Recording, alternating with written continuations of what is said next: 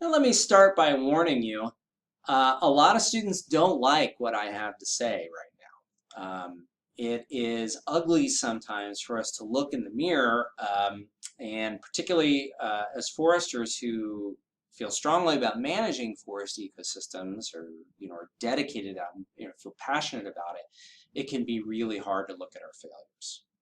So I want to introduce to you an idea called the conspiracy of optimism. This is a term that was coined by Paul Hurt, a historian. It is essentially a story of mismanagement of our public lands. And I'm going to wrap this up by giving you example number one of why this is such a critical problem and why we should be confronting it. And the learning objectives can be summed up very, very, very simply. What happens when you forget everything that was in the first vignette? You forget everything about your silvicultural plans and you just throw them all out the window. Forget about how systems work. Forget about any of your plans to do any kind of thinning or planting or herbiciding or anything that you might do. All right, let's start with a little bit of history. First off, here are two people that I have a lot of respect for. They did a lot of good for this nation, but they were working 100 years ago, and we need to update these approaches. I think one of the points here is we need to update our approach to reflect what we understand about these systems. So Gifford Pinchot, that's this guy here. That's Teddy Roosevelt, of course. This is America's first forester. At the time, 1900, the federal government established this very bold plan to protect lands throughout the West. These lands were being exploited and degraded, and the federal government came in, established the National Parks Service, and also acquired lots of land through the Bureau of Land Management, the Forest Service, with the understanding, with the idea that the federal government would probably do the best job managing lands where the populations were decentralized and where the indigenous populations had been recently run off the land. So Pinchot is leading the way. He's our first conservationist. He called himself that. He's educated in Germany. So he goes to Europe and then comes back to the US, trained in German techniques of managing forests. And this was the cutting edge at the time. He also came back reflecting, philosophically reflecting something that was common in Germany, but when he arrived, but was not very long after that was kind of abandoned. And this was the idea that all forested land should be managed for the purpose of producing timber. That was a common idea in Germany at the time that he was educated there. By the time he had left, that perspective was changing. The Germans realized that many areas might be better set aside in order to maintain biodiversity.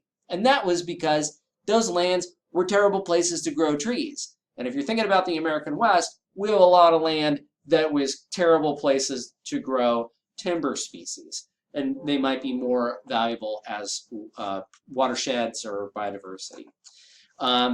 Pinchot has a long-lasting, often positive legacy, but it is somewhat tarnished by not recognizing forest value beyond timber. Okay, so what is the conspiracy of optimism? Here are some things about Forest Service policy. Forest Service sells timber. It sells a lot of timber, but it does not harvest it.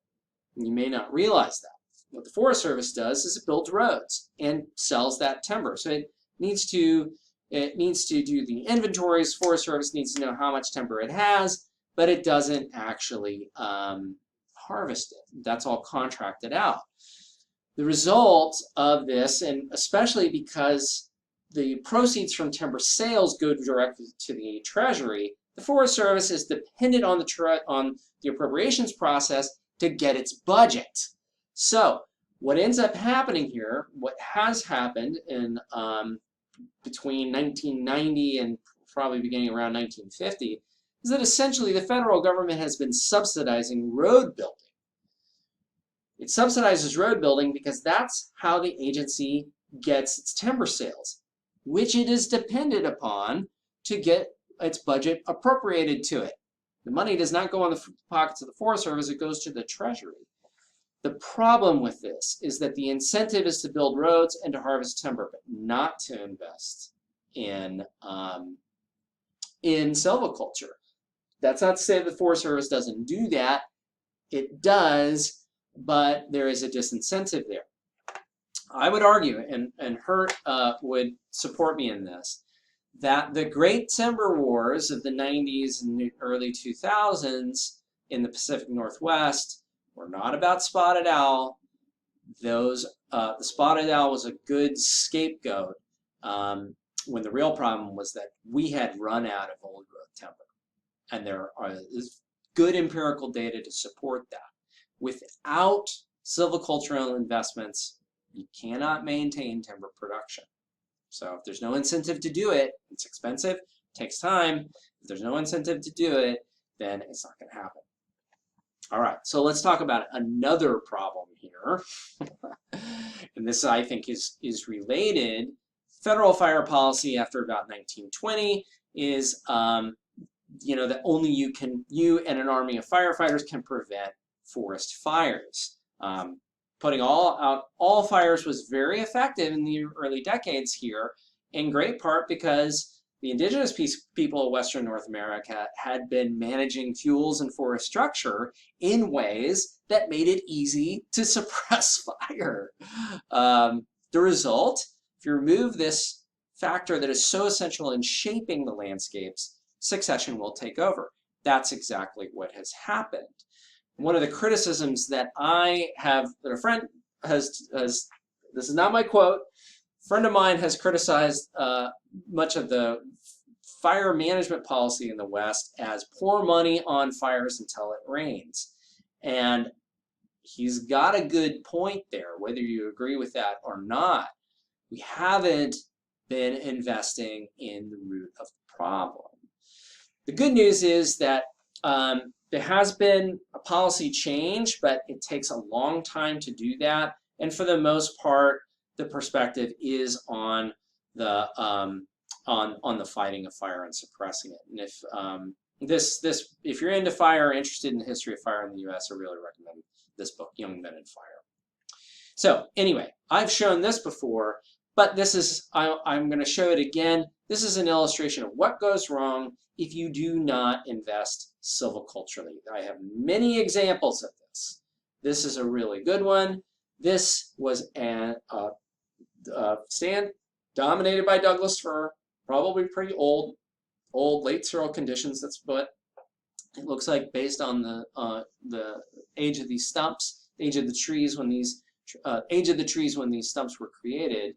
What happened here was you had a little bit of replanting, a little bit of post-harvest management, but not very much. The stand is now dominated by hardwoods, and it's super dense, super dense. So failure into, the idea was that this would be a timber-producing stand. That was a failure. The idea with this would be that this would be a stand that's that is resilient to wildfire. That is a failure. This is just a failure. Fail, fail, fail, fail. Capital F, capital F. Yes, that's what happened to this stand. Really bad. And this is not to assign blame, but to point out what we are dealing with at this point. We have many stands that desperately needed inputs of resources that didn't get it. So what do we do now? What do we do now? And that is really the main thing that we need to confront here. We have a huge mountain to climb in terms of getting our forests right, and there's a lot on the line. Not just, well, maybe especially, but not just the risk of fire to our health and safety of our communities, but also for the sustainable production of timber, which many of our rural communities rely on.